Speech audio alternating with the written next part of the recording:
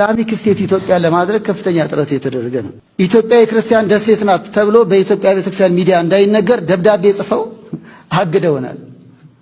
የክርስቲያን ደሴት አትበሉ ተብለናል። ይህን ያሳየው 300 መስጊድ አዲስ አበባ ውስጥ አለ። ኢትዮጵያ ኢስላሚክ ስቴት ብትሆን ምን ያጋጥማት ነበር?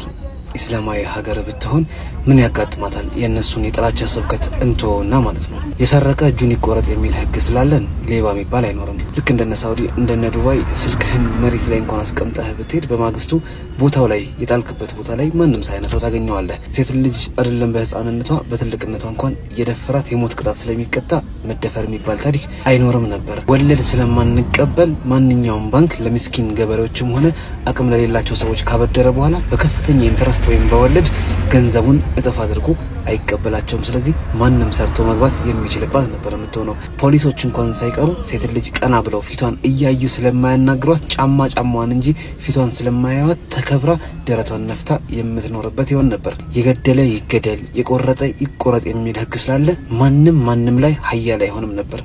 ማንም ላይ አይሸፍትም። ማንም ኃይሉን ማንም ላይ አያሳይም ነበር።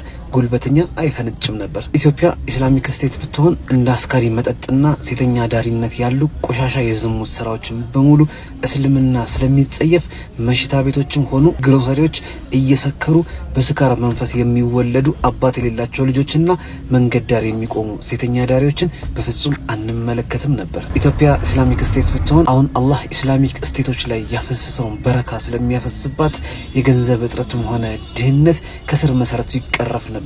እንደ ዘካ ያሉ ማለትም ልክ እናንተ አስራት በኩራት የምትሉት አይነት ከንብረት ላይ ምስኪን የሚሰጥ አመታዊ ማካፈልም ጭምር ስላለ መንገዳችን ላይ የኔ ቢጤዎችን መመልከትም ጭምር እናቆም ነበር። ምን አለፋችሁ ኢትዮጵያ ኢስላሚክ ስቴት ብትሆን